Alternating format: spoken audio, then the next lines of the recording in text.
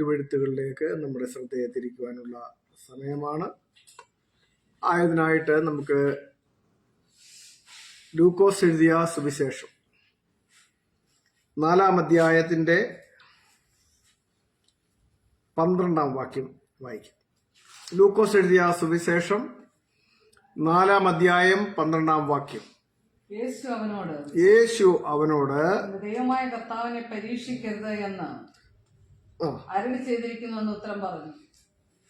നിന്റെ ദൈവമായ കർത്താവിനെ പരീക്ഷിക്കരുത് എന്ന് അരുളി ചെയ്തിരിക്കുന്നു എന്ന് ഉത്തരം. നമ്മൾ ഈ അധ്യായത്തിന്റെ പ്രാരംഭ ഭാഗത്ത് വായിക്കുന്നത് 1-ാം വാക്യത്തിൽ എന്താണ് വായിക്കുന്നത്? യേശു പരിശുദ്ധാത്മാവ് നിറഞ്ഞവനായി യോർദാൻ വിട്ടുപോയി വിട്ടുമടങ്ങി. എന്നിട്ട് ആത്മാവ് അവനെ മരുഭൂമിയിലേക്ക് നടത്തി. പിശാച് അവനെ 40 ദിവസം പരീക്ഷിച്ചുകൊണ്ടിരുന്നു. മത്തായി എഴുതിയ സുവിശേഷം 4-ാം അധ്യായത്തിലും നമ്മൾ കാണുന്നത് ഇതേ കാര്യം തന്നെയാണ്. അവിടെ ഒന്നുകൂടി നമ്മൾ നോക്കിക്കഴിഞ്ഞാൽ അതിന്റെ 1-ാം വാക്യത്തിൽ വായിക്കുന്നത് അനന്തരം, ഈ അനന്തരം എന്ന് പറയുന്നത് യേശു സ്നാനമേറ്റ ശേഷം യേശുവിന്റെ മേൽ പരിശുദ്ധാത്മാവ് പ്രാവെന്ന പോലെ, പ്രാവിന്റെ രൂപത്തിലെന്നല്ല പ്രാവെന്ന പോലെ എന്നാണ് ബൈബിളിലുള്ളത്. ചില പരിഭാഷകര് അത് പ്രാവിന്റെ രൂപത്തിൽ നിന്നൊക്കെ ആക്കിയിട്ടുണ്ട്. ചില പരിഭാഷയിലൊക്കെ ഉണ്ട് കേട്ടോ. POC പരിഭാഷയിൽ പ്രാവിന്റെ രൂപത്തിൽ നിന്നാണ്. ആക്ച്വലി അത് പ്രാവിന്റെ രൂപത്തിലെന്നല്ല, പ്രാവെന്ന പോലെ എന്ന് പറഞ്ഞു കഴിഞ്ഞാല് ഇറങ്ങി വരുന്ന ആ ഒരു സംഗതിയെയാണ് പ്രാവെന്ന പോലെ. പ്രാവ് ഉയരത്തിൽ നിന്ന് എങ്ങനെ ഇറങ്ങി വരുന്നുവോ അതുപോലെ ദേഹരൂപത്തിൽ പരിശുദ്ധാത്മാവ് ദേഹരൂപത്തിൽ യേശുവിന്റെ മേലിറങ്ങി വന്നു എന്നാണ് നമ്മൾ വായിക്കുന്നത്. അപ്പോൾ എന്ത് രൂപമാണ്? ദേഹരൂപം. പ്രാവെന്ന പോലെ എന്നാണ്, പ്രാവിന്റെ രൂപത്തിൽ എന്നല്ല. അതവിടെ നിൽക്കട്ടെ, ഞാനിപ്പോൾ ആ ഒരു വിഷയത്തിലേക്കല്ലല്ലോ പോകുന്നത്. അപ്പോൾ സ്നാനമേറ്റ ശേഷം യേശു പരിശുദ്ധാത്മാവിനാൽ നിറയപ്പെട്ടവനായി, യേശുവിന്റെ മേൽ പരിശുദ്ധാത്മാവിന്റെ ആവാസമുണ്ടായതോടുകൂടി അതിന്റെ ശേഷമാണ് എന്ത് സംഭവിക്കുന്നത്? പിശാചിനാൽ പരീക്ഷിക്കപ്പെടുവാൻ യേശുവിനെ ആത്മാവ് മരുഭൂമിയിലേക്ക് നടത്തി. അപ്പോൾ മരുഭൂമിയിലേക്ക് ആത്മാവ് യേശുവിനെ കൊണ്ടുപോയത് പിശാചിനാൽ പരീക്ഷിക്കപ്പെടുവാനാണ് എന്ന് മത്തായി എഴുതിയ സുവിശേഷം 4-ാം അധ്യായത്തിന്റെ 1-ാം വാക്യം നമ്മൾ വായിക്കുമ്പോൾ നമുക്ക് വ്യക്തമാകും. അപ്പോൾ മരുഭൂമിയിലേക്ക് നമ്മൾ കാണുന്നത് എന്താണ്? ആത്മാവ് അവനെ മരുഭൂമിയിലേക്ക് നടത്തി എന്ന് മാത്രമേ ലൂക്കോസിന്റെ സുവിശേഷം 4-ാം അധ്യായത്തിലുള്ളൂ. പിശാചിനാൽ പരീക്ഷിക്കപ്പെടുവാൻ വേണ്ടിയാണ് മരുഭൂമിയിലേക്ക് ആത്മാവ് യേശുവിനെ കൊണ്ടുപോയതെന്ന് ലൂക്കോസിന്റെ സുവിശേഷം നമുക്ക് കാണാൻ കഴിയത്തില്ല. ആ ഒരു വിശദീകരണം കൃത്യമായി കൊടുത്തിരിക്കുന്നത് മത്തായിയുടെ സുവിശേഷം 4-ാം അധ്യായത്തിന്റെ 1-ാം വാക്യത്തിലാണ്. അപ്പോൾ ഞാനിവിടെ ഈ വായിച്ച കുറിവാക്യം ലൂക്കോസ് 4:12 ഇതേ സംഗതികളെല്ലാം തന്നെ മത്തായി എഴുതിയ സുവിശേഷം 4-ാം അധ്യായത്തിലുമുണ്ട്. നടന്ന ആ ഒരു സംഭവങ്ങളുടെ സീക്വൻസ് ഒരുപക്ഷെ ഒന്നാമത് മത്തായി രേഖപ്പെടുത്തിയിരിക്കുന്ന കാര്യമായിരിക്കത്തില്ല ലൂക്കോസ് തന്റെ രേഖപ്പെടുത്തലിൽ ഒന്നാമത് രേഖപ്പെടുത്തിയിരിക്കുന്നത്. എന്തായാലും 4 വിധത്തിലുള്ളതായ പരീക്ഷകൾ നമുക്ക് അവിടെ കാണുവാൻ കഴിയുന്നുണ്ട്. 4 പരീക്ഷകൾ അവിടെ കാണുവാൻ കഴിയുന്നുണ്ട്.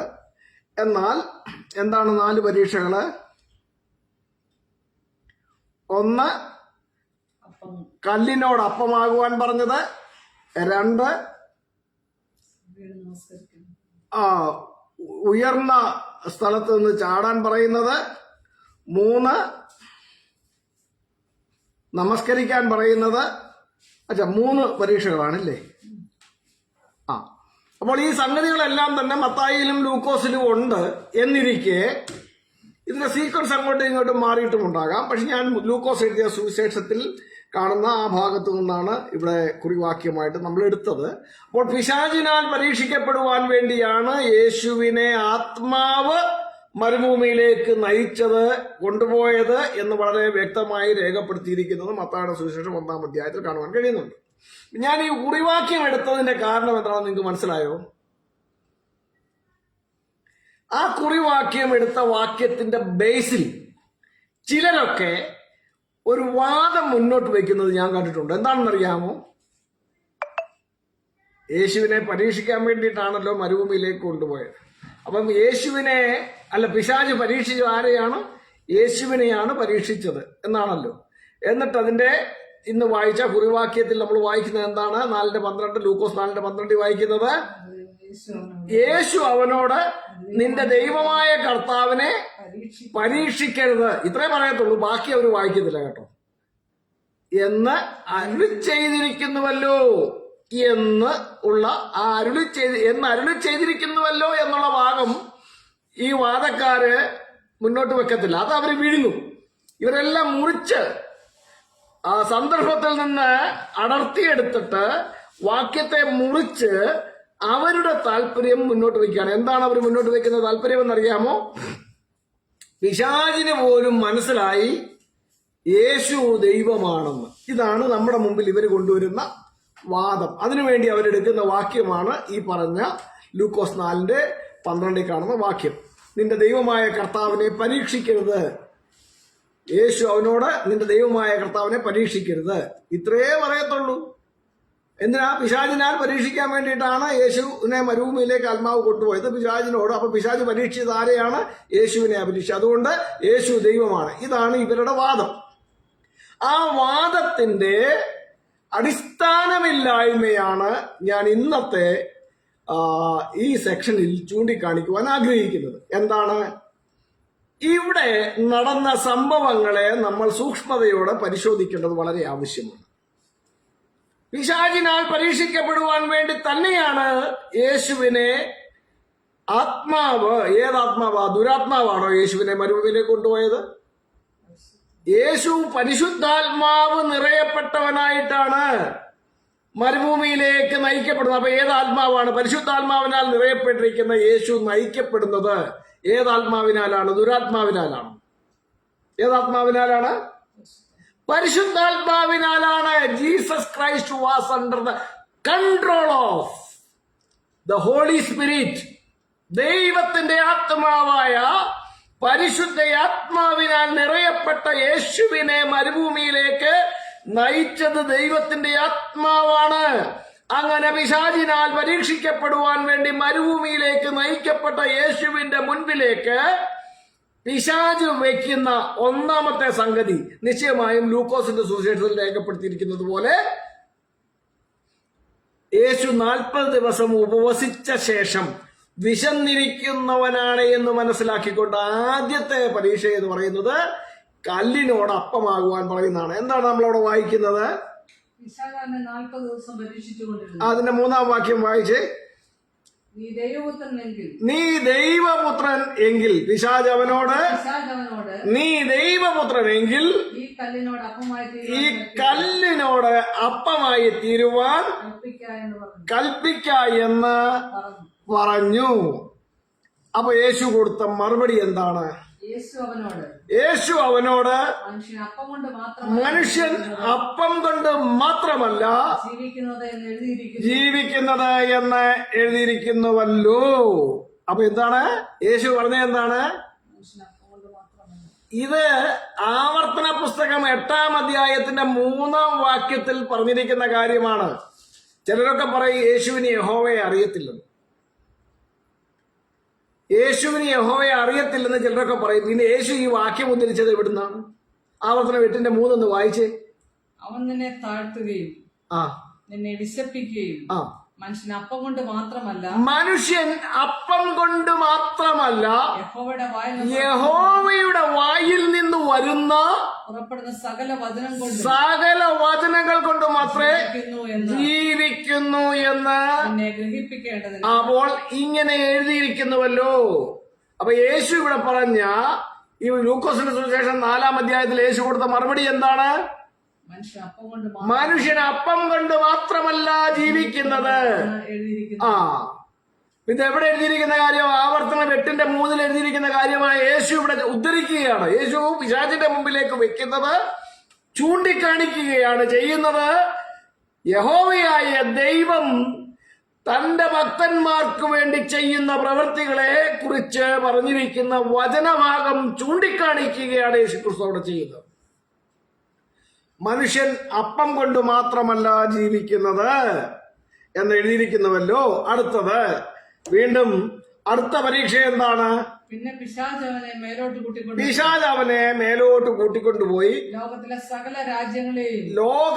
സകല രാജ്യങ്ങളെയും ക്ഷണനേരത്തിൽ അവന് കാണിച്ചു കൊടുത്തു. ഈ അധികാരമൊക്കെ എന്നിട്ട് യേശുവിനോട് പറയുകയാണ്, ഈ അധികാരമൊക്കെയും അതിന്റെ മഹത്വവും നിനക്ക് ഞാൻ തരാം. ഇത് എങ്കൽ ഏൽപ്പിച്ചിരിക്കുന്നതാണെന്ന്. ഇവിടെയും നിങ്ങൾ ശ്രദ്ധിക്കേണ്ട ഒരു കാര്യം, ഈ വാദങ്ങളുമായി വരുന്ന പ്രിയപ്പെട്ടവർ മനസ്സിലാക്കാതെ പോകുന്ന കാര്യമാണ്. എന്താണ്? യേശു സൃഷ്ടാവാണെന്നാണ് ഇവരൊക്കെ വാദിക്കുന്നത്. യേശു ദൈവമാണ്, യേശു സൃഷ്ടാവാണ് എന്നൊക്കെയാണ് ഇവർ വായിക്കുന്നത്. യാക്കോബിന്റെ ലേഖനം 4-ാം അധ്യായത്തിന്റെ 7-ാം വാക്യത്തില് നമ്മൾ വായിക്കുന്ന ഒരു വാക്യം ചിലരൊക്കെ എടുത്തുകൊണ്ട് വരും. നമ്മൾ ഏകദൈവ വിശ്വാസികളായതുകൊണ്ട് നമുക്കിട്ട് നമ്മളെ പരിഹസിക്കാൻ വേണ്ടിയിട്ട് അവരെടുത്തുകൊണ്ട് വരുന്നൊരു വാക്യമാ യാക്കോബിന്റെ ലേഖനം 4-ാം അധ്യായത്തിന്റെ 7-ാം വാക്യം. ഒന്ന് വായിച്ചേ. നിങ്ങൾ ദൈവത്തിന് കീഴടങ്ങുവിൻ, പിശാചിനോട് എതിർത്ത് നിൽപ്പീൻ, എന്നാൽ അവൻ നിങ്ങളെ വിട്ടുകൊടുക്കും. അല്ല, ആ വാക്യമല്ല. ദൈവം ഏകനെന്ന് നിങ്ങൾ അറിയുന്നു, പിശാചും അറിയുന്നു. അങ്ങനെ ഒരു വാക്യമുണ്ടല്ലോ, അതും യാക്കോബിന്റെ ലേഖനത്തിലാണ്. റെഫറൻസ് തന്നെ തെറ്റിപ്പോയതാണ്.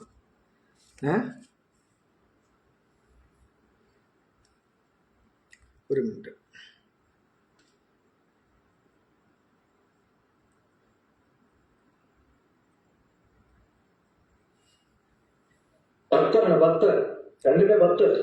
യാക്കോബിന്റെ ലേഖനം 2-ാം അധ്യായത്തിന്റെ 10-ാം വാക്യം. ദൈവം ഏകനെന്ന് നീ വിശ്വസിക്കുന്നുവോ? കൊള്ളാം. അങ്ങനെ വിറയ്ക്കുകയും ചെയ്യുന്നു. ദൈവം ഏകനെന്ന് നീ വിശ്വസിക്കുന്നുവോ? പിശാചുക്കളും അങ്ങനെ തന്നെ വിശ്വസിക്കുകയും വിറയ്ക്കുകയും ചെയ്യുന്നു എന്നാണ് യാക്കോബ് 2:10 നമ്മൾ വായിക്കുന്നത്. യാക്കോബിലല്ലേ? പിന്നെ റഫറൻസ് ഏതാ ബ്രദറെ പറഞ്ഞേ?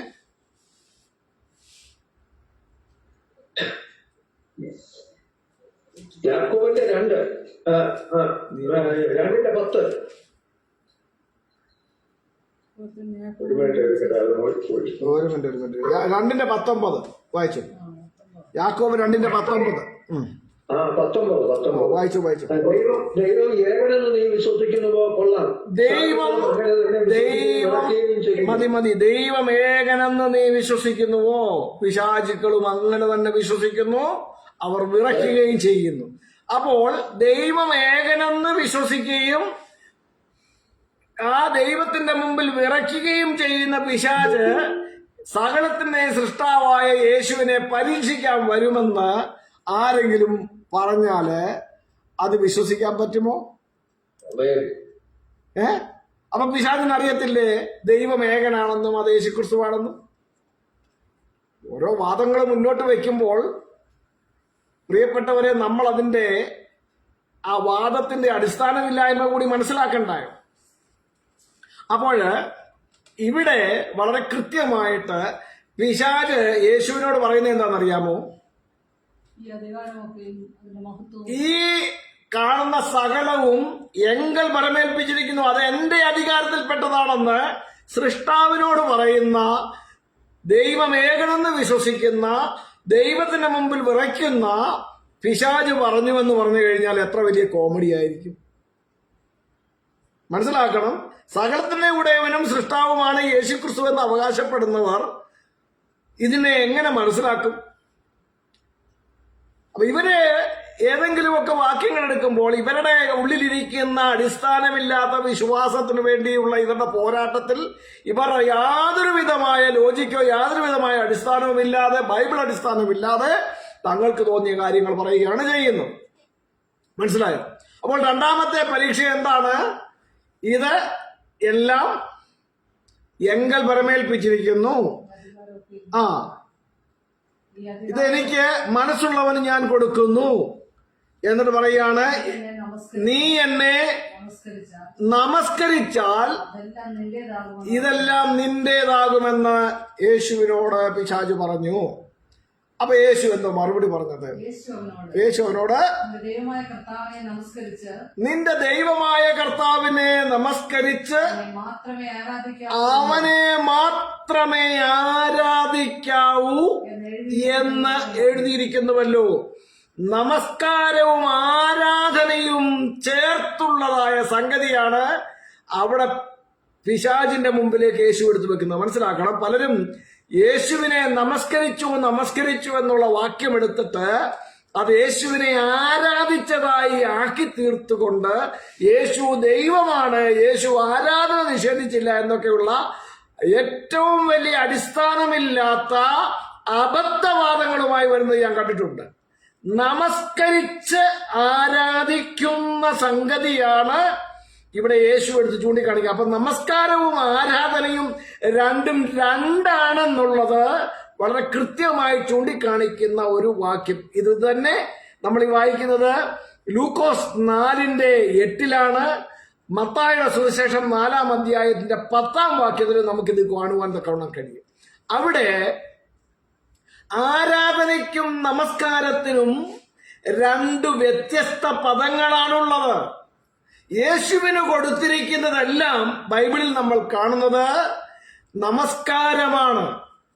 ഒന്നാമത്തെ സംഗതി, യേശുവിനെ കാണുവാൻ വേണ്ടി ജ്ഞാനികൾ വരുമ്പോൾ, വിദ്വാൻമാർ വരുമ്പോൾ അവരന്വേഷിച്ചു വന്നത് ആരെയാണ്?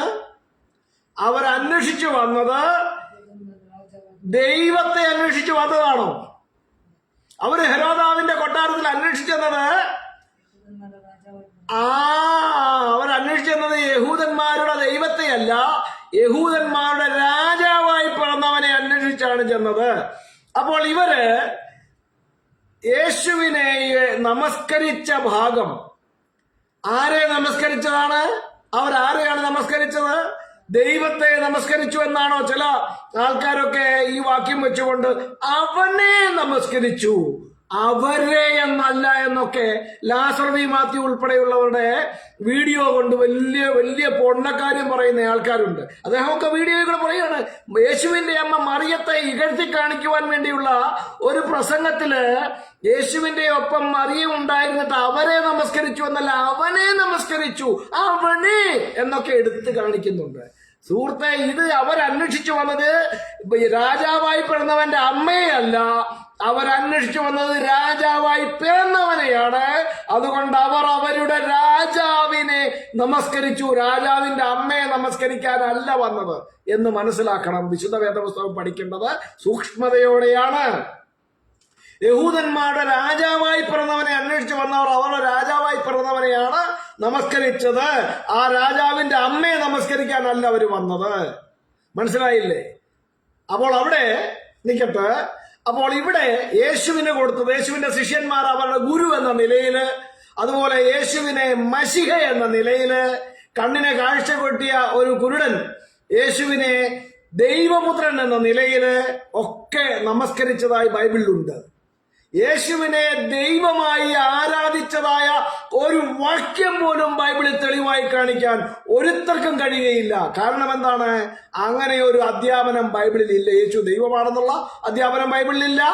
യേശുവിനെ ആരാധിച്ചു എന്നോ യേശുവിനെ ആരാധിക്കണമെന്നോ ഉള്ള വചനം ബൈബിളിലില്ല. യേശുവിനെ നമസ്കരിച്ച സംഗതിയുണ്ട്. അത് ആദര സൂചകമായ നമസ്കാരമാണ്. രാജാവായി പിറന്നവൻ, ദൈവപുത്രൻ, ഗുരു, മശിഹ എന്നീ പദവികൾക്ക് യോജിക്കുന്ന അർഹമായ നമസ്കാരം ആണ് യേശു സ്വീകരിച്ചിട്ടുള്ളത്. അതല്ലാതെ ദൈവത്തിന് കൊടുക്കുന്ന ആരാധന, അതിനുപയോഗിക്കുന്നൊരു പദമുണ്ട്, ദൈവമായി കാണുന്നതിനെ ആരാധിക്കുന്നത് ലാത്രിയ എന്ന ഗ്രീക്ക് പദമാണ് ഉപയോഗിച്ചിരിക്കുന്നത്. ലാത്രിയ എന്ന ഗ്രീക്ക് പദമാണ് ആരാധനയ്ക്ക് ഉപയോഗിക്കുന്നത്.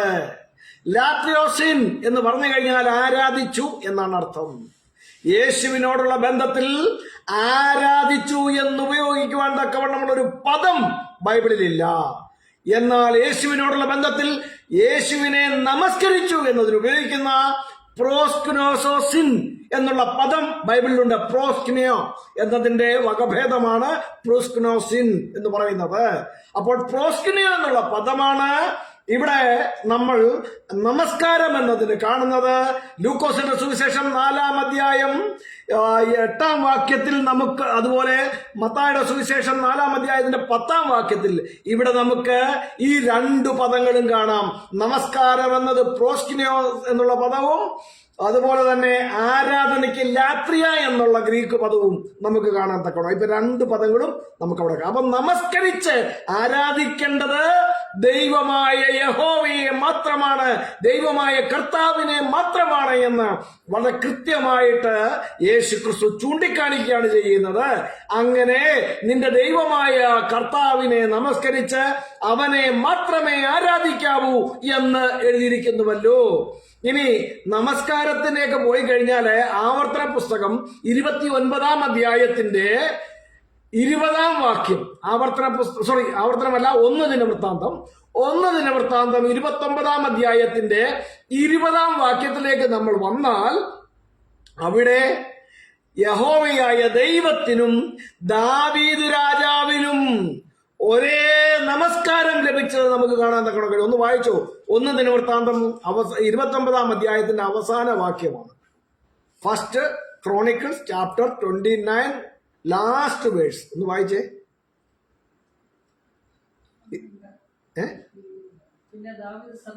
പിന്നെ ദാവീദ് സർവസഭയോടും ഇപ്പോൾ നിങ്ങളുടെ ദൈവമായ യഹോവയെ വാഴ്ത്തുവിൻ എന്ന് പറഞ്ഞു.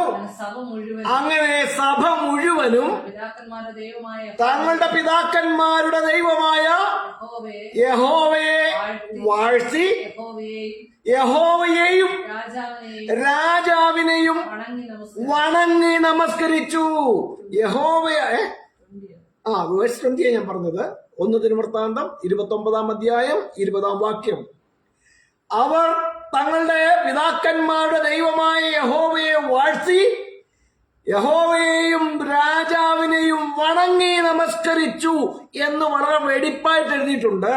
അപ്പോൾ യഹോവയ്ക്കും ദാവീദ് രാജാവിനും ഒരേ നമസ്കാരം ലഭിച്ചത് കൊണ്ട് ഈ ദാവീദ് രാജാവ് യഹോവയായി മാറിയോ. നിങ്ങളുടെ ദൈവമായ യഹോവയെ വാഴ്ത്തുവീൻ എന്നാണ് ദാവീദ് അവിടെ പറയുന്നത്. അപ്പോൾ യഹോവയും ദാവീദും ഈ ഒരാളായോ? ദാവീദും യഹോവയായോ? അബദ്ധങ്ങൾ പറയുമ്പോൾ എല്ലാവരും ഒരുപോലെ അത് കേട്ടു വിഴുങ്ങുന്നവരാണെന്ന് പ്രിയമുള്ളവർ ചിന്തിക്കരുത്. ചിന്താശേഷിയുള്ളവർ, ബൈബിൾ പരിശോധിക്കുന്നവർ, ബൈബിൾ പഠിക്കുന്നവർ, സത്യത്തിന്റെ പരിജ്ഞാനത്തിലേക്ക് എത്തുവാൻ ആഗ്രഹിക്കുന്നവർ സൂക്ഷ്മതയോടെ കേൾക്കുന്നതൊക്കെ വിഴുങ്ങുന്നവരായിട്ടല്ല, തിരുവെഴുത്തുകളെ പരിശോധിച്ച് അതിൽ നിൽക്കുന്നവരായിരിക്കും എന്ന് നിങ്ങൾ മനസ്സിലാക്കേണ്ടത് വളരെ ആവശ്യമാണ്. യഹോവയായ ദൈവത്തിനും ദാവീദ് രാജാവിനും ഒരുപോലെ നമസ്കാരം കൊടുത്തത് വാക്യം മറന്നു പോകണ്ട. 1 ദിനവൃത്താന്തം 29-ാം അധ്യായത്തിന്റെ അവസാന വാക്യമാണ്. അവസാന വാക്യമല്ല, 20-ാം വാക്യം. 20-ാം വാക്യം മനസ്സിലായോ? അവസാന അധ്യായമാണത്. അവസാന അധ്യായം 1 ദിനവൃത്താന്തത്തിന്റെ അവസാന അധ്യായമാണ്. അതിന്റെ 20-ാം വാക്യമാണ് ഞാൻ പറഞ്ഞത്. മനസ്സിലായോ? അപ്പോൾ ഈ നമസ്കാരം വേറെ, ആരാധന വേറെ. അപ്പോൾ അവിടെ നിൽക്കട്ടെ, നമ്മൾ വിഷയം വിട്ടു പോകണ്ട. അപ്പോൾ ഇനി നമുക്ക് മുന്നോട്ട് പോയി കഴിഞ്ഞാൽ അടുത്ത് നമ്മൾ കാണുന്നത് എന്താണ്? പിന്നെ അവനെ യെരൂശലേം ദേവാലയത്തിന്റെ അഗ്രത്തിന്മേൽ നിർത്തി അവനോട് നീ ദൈവപുത്രനെങ്കിൽ ഇവിടെ നിന്ന് താഴോട്ട് ചാടുക, നിന്നെ കാപ്പാൻ അവൻ തന്റെ ദൂതന്മാരോട് നിന്നോട് കൽപ്പിക്കുകയും നിന്റെ കാൽ കല്ലിൽ തട്ടിപ്പോകാതിരിക്കേണ്ടതിന് അവർ നിന്നെ കൈകളിൽ താങ്ങിക്കൊള്ളുകയും ചെയ്യും എന്ന് എഴുതിയിരിക്കുന്നുവല്ലോ. ഇത് എവിടുന്നാണെന്നറിയാമോ? 91-ാം സങ്കീർത്തനത്തിൽ നിന്നാണ് പിശാച് യേശുവിന്റെ മുമ്പില് ഇതങ്ങോട്ട് വെച്ചു കൊടുത്തത്. അപ്പോൾ 91-ാം സങ്കീർത്തനത്തിന്റെ 10, 11 വാക്യങ്ങളിലാണ് നമ്മൾ 12 വാക്യങ്ങൾ 10, 11, 12 വാക്യങ്ങളിലാണ് ഈ കാര്യം യേശുവിന്റെ മുമ്പിലേക്ക് വെച്ചു കൊടുക്കുക. അപ്പൊ യേശുവാണ് ദൈവമെന്ന് പിശാച് വിശ്വസിക്കുന്നുണ്ടെങ്കിൽ ഈ വാക്യം യേശുവിന്റെ മുമ്പിൽ വെച്ചു കൊടുക്കുമോ? നിന്റെ കാൽ കല്ലിൽ തട്ടിപ്പോകാതിരിക്കേണ്ടതിന് അവൻ നിന്നെ കൈകളിൽ വഹിച്ചുകൊള്ളുമെന്നൊക്കെ പറഞ്ഞിരിക്കുമ്പോൾ, തന്റെ ദൂതന്മാരോട് കൽപ്പിക്കുമെന്നൊക്കെ പറഞ്ഞിരിക്കുന്നത് ആര് കൽപ്പിക്കുന്ന കാര്യമോ? സങ്കീർത്തനം 91 സൂക്ഷ്മതകൾ വായിക്കുന്ന ഒരുത്തനറിയാം, യഹോവയുടെ ഭക്തനായ മനുഷ്യൻ യഹോവയെ കുറിച്ച് തന്റെ വർണ്ണനയാണ് ഈ കാണിച്ചിരിക്കുന്നത് മുഴുവനും. അത്യുന്നതന്റെ മറവിൽ വസിക്കുകയും സർവശക്തന്റെ നിഴലിൽ പാർക്കുകയും ചെയ്യുന്നവൻ യഹോവയെ കുറിച്ച് പറയുന്ന കാര്യങ്ങൾ. ഭക്തന് വേണ്ടി യഹോവ ചെയ്യുന്ന കരുതലിനെ യേശുവിന്റെ മുമ്പിൽ ചൂണ്ടിക്കാണിച്ചുകൊണ്ട് പറയുകയാണ്. എന്താണ് പറയുന്നത്? പിശാച് യേശുവിനോട് പറയുന്നത് എന്താണ്? നിന്നെ കാക്കുവാൻ എന്ന് വെച്ച് കഴിഞ്ഞാൽ യഹോവ തന്റെ ഭക്തനെ കാക്കുവാൻ തന്റെ ദൂതന്മാരോട് ഭക്തനെ കുറിച്ച് കൽപ്പിക്കുകയും നിന്റെ കാൽ എന്ന് വെച്ചാൽ ഭക്തന്റെ കാൽ കല്ലിൽ തട്ടിപ്പോകാതിരിക്കേണ്ടതിന് അവർ ദൂതന്മാർ നിന്നെ കൈകളിൽ താങ്ങിക്കൊള്ളുകയും ചെയ്യും എന്നെഴുതിയിരിക്കുന്നുവല്ലോ. അപ്പോൾ യേശുക്രിസ്തുവാണ് ദൈവമെന്ന് പിശാച് വിശ്വസിക്കുമോ? യഹോവയുടെ ഭക്തന് വേണ്ടിയുള്ള കരുതൽ തന്നെയാണ് യേശുവിന്റെ മുമ്പിൽ ചൂണ്ടിക്കാണിക്കുന്നത്. അപ്പൊ യേശു ആരെന്നാണ് പിശാച് മനസ്സിലാക്കിയിരിക്കുന്നത്? യേശു യഹോവയുടെ ഭക്തനാണ്, ദൈവപുത്രനാണ്, യഹോവയുടെ ഭക്തനാണ് എന്നാണ് പിശാച് പോലും മനസ്സിലാക്കിയിരിക്കുന്നത്. അല്ലാതെ ഈ അബദ്ധ വിശ്വാസികള് അബദ്ധവാദങ്ങളുമായി വരുന്നത് പോലെ യേശു ദൈവമായ കർത്താവാണെന്ന് പിശാചിന് പോലും മനസ്സിലാക്കിയെന്നൊക്കെ അബദ്ധങ്ങൾ പറയുകയാണ്. ഇനി നമ്മൾ വായിച്ച വാക്യത്തിലേക്ക് വരികയാണ്. അതല്ലോ അവസാന ഭാഗം. യേശു അവനോട് നിന്റെ ദൈവമായ കർത്താവിനെ പരീക്ഷിക്കരുത് എന്ന് അരുളി ചെയ്തിരിക്കുന്നുവല്ലോ. ആവർത്തന പുസ്തകം 6-ാം അധ്യായത്തിലാണ് ആ വാക്യമുള്ളതെന്നാണ് എന്റെ ഓർമ്മ. അപ്പോൾ നിന്റെ ദൈവമായ കർത്താവിനെ പരീക്ഷിക്കരുത് എന്ന് എഴുതിയിരിക്കുന്നുവല്ലോ എന്നാണ് യേശു ക്രിസ്തു അവിടെ ചൂണ്ടിക്കാണിക്കുക. അപ്പോഴും യേശു ചെയ്യുന്നത് ദൈവമായ കർത്താവിനെ പരീക്ഷിക്കരുതെന്ന് എഴുതിയിരിക്കുന്നു. നീ എന്നെ കൊണ്ട് ദൈവത്തെ പരീക്ഷിക്കുവാൻ പ്രേരിപ്പിക്കുകയാണ് ചെയ്യുന്നതെന്നാണ് യേശു അവിടെ പറയുന്നത്. മനസ്സിലായോ? യേശുവിനെ കൊണ്ട് ദൈവത്തിന്റെ കരുതൽ ചൂണ്ടിക്കാണിച്ചിട്ട് ദൈവത്തെ പരീക്ഷിക്കുവാൻ പ്രേരിപ്പിക്കുന്ന പിശാചിനെയാണ് അവിടെ യേശു വചനം കൊണ്ട് നേരിട്ടത് എന്ന് നിങ്ങൾ മനസ്സിലാക്കണം. അപ്പോൾ പിശാച് യേശുവിനെ പരീക്ഷിച്ചത് എങ്ങനെയാണെന്നറിയാമോ? യേശു ദൈവത്തെ പരീക്ഷിക്കുമോ എന്ന് ഉള്ള പരിശോധനയാണ് പിശാച് അവിടെ നടത്തിയത്. പിശാച് യേശുവിനെ പരീക്ഷിച്ചത് എങ്ങനെയാണ്? യേശു തന്റെ ദൈവത്തെ പരീക്ഷിക്കുമോ എന്നുള്ള പരീക്ഷയാണ് പിശാച് യേശുവിന്റെ മുൻപിൽ വെച്ചത്. ഒന്നുകൂടി ആവർത്തിക്കുന്നു, പിശാച് യേശുവിനെ പരീക്ഷിച്ചത് യേശു ദൈവമായ കർത്താവാണെന്ന് മനസ്സിലാക്കിക്കൊണ്ട് അറിഞ്ഞുകൊണ്ടല്ല, അങ്ങനെയുള്ള വിശ്വാസത്തോടെയുമല്ല, യേശുവിനെ കൊണ്ട് ദൈവത്തെ പരീക്ഷിക്കുവാൻ പ്രേരിപ്പിക്കുകയാണ് പിശാച് ചെയ്തത്. ദൈവത്തെ പരീക്ഷിക്കുവാൻ യേശുവിനെ നിർബന്ധിച്ച പിശാചിന്റെ മുമ്പിൽ യേശു പറഞ്ഞു, നിന്റെ ദൈവമായ കർത്താവിനെ പരീക്ഷിക്കരുത് എന്ന് എഴുതിയിരിക്കുന്നുവല്ലോ എന്ന് പറഞ്ഞതോടുകൂടി അവൻ അവിടം വിട്ടുപോയി എന്നാണ്. പരീക്ഷയ്ക്ക് ശേഷം കുറച്ചു നാളത്തേക്ക് യേശുവിനെ വിട്ടുപോയി എന്നാണ് നമ്മൾ ബൈബിളിൽ കാണുന്നത്. ആകയാൽ എന്റെ പ്രിയരെ, യേശു ദൈവമായ കർത്താവാണ് എന്നല്ല യേശു അവിടെ പറഞ്ഞത്. ദൈവമായ കർത്താവിനെ പരീക്ഷിക്കരുത് എന്ന് എഴുതിയിരിക്കുന്നുണ്ടല്ലോ, നീ എന്നെ കൊണ്ട് ദൈവത്തെ പരീക്ഷിക്കുവാൻ പ്രേരിപ്പിക്കുകയാണ് ചെയ്യുന്നത് എന്നാണ് യേശു അവിടെ ചൂണ്ടിക്കാണിക്കുന്നത്. മനസ്സിലായോ? ആകയാൽ പ്രിയരെ, നമ്മൾ തിരുവെഴുത്തുകളെ സൂക്ഷ്മതയോടെ പരിശോധിക്കുകയും പഠിക്കുകയും ചെയ്യേണ്ടത് വളരെ ആവശ്യമാണ്. ഞാൻ പറഞ്ഞാലും എത്ര വലിയ പണ്ഡിതൻ പറഞ്ഞാലും ഏതൊരു ഉപദേശിയോ പുരോഹിതനോ പിന്നെ മെത്രാനോ പറഞ്ഞാലും നിങ്ങൾ തിരുവെഴുത്തുകളെ പരിശോധിച്ചിട്ട് സത്യമാണെങ്കിൽ മാത്രമേ കൈക്കൊള്ളാൻ പാടുള്ളൂ. വിശുദ്ധ തിരുവെഴുത്ത് തെളിവോടെ പറയാത്ത ഏതൊരു ഉപദേശവും, വിശുദ്ധ തിരുവെഴുത്തിന് വിപരീതമായി കൊണ്ടുവരുന്ന ഏതൊരു ഉപദേശവും നിങ്ങൾ പരിശോധിച്ച് ബോധ്യം വരാതെ, തിരുവെഴുത്ത് സാക്ഷ്യപ്പെടുത്തുന്നുണ്ടോ എന്ന് ബോധ്യപ്പെടാതെ, സത്യത്തിന്റെ പരിജ്ഞാനത്തിലെത്താതെ കൈക്കൊള്ളരുത്. നിങ്ങൾ വഞ്ചിക്കപ്പെടും. വെറും തത്വജ്ഞാനവും വഞ്ചനയും കൊണ്ട് ആരും നിങ്ങളെ നിത്യജീവന്റെ പ്രത്യാശയിൽ നിന്ന് നിങ്ങളെ അകറ്റിക്കളയരുത്. മുറുകെ പിടിക്കുക. കർത്താവായ യേശു ക്രിസ്തുവിലൂടെ വാഗ്ദത്തം ചെയ്ത നിത്യജീവന്റെ അനുഭവത്തിലേക്കുള്ള യാത്രയിലാണ് നമ്മൾ. അതിൽ നിന്ന് നമ്മെ തകർത്ത് കളയുവാൻ, വഴിതെറ്റിച്ച് കളയുവാൻ, നമ്മുടെ ലക്ഷ്യത്തിൽ നിന്ന് നമ്മെ തെറ്റിച്ചു കളയുവാൻ ശ്രമിക്കുന്ന സകലവിധമായ ദുഷ്ടന്റെ തന്ത്രങ്ങളെയും പ്രതിയോഗിയുടെ തന്ത്രങ്ങളെയും നമ്മൾ തിരിച്ചറിഞ്ഞിട്ട് വിശുദ്ധ തിരുവെഴുത്തുകളിൽ ഉറച്ചു നിന്നുകൊണ്ട് നമ്മുടെ ചുവടുകളെ സ്ഥിരതയോടെ മുന്നോട്ട് വയ്ക്കുക. നമ്മുടെ പ്രത്യാശ വിട്ടുപോകാതെ ഉറപ്പോടും ധൈര്യത്തോടും നമുക്ക് മുന്നേറാം. സർവശക്തനായ ദൈവം നമ്മെ എവരെയും സഹായിക്കട്ടെ. നാം കേൾക്കപ്പെട്ടതായ വചനങ്ങൾ മുമ്പിൽ സമർപ്പണത്തോടെയും പ്രാർത്ഥനയോടെയും ആയിരിക്കുമ്പോൾ പ്രിയ ജോൺ ചാക്കോ പാസ്റ്റർ ശബ്ദമുയർത്തി പ്രാർത്ഥിക്കും. Praise God. ഹല്ലേലൂയ.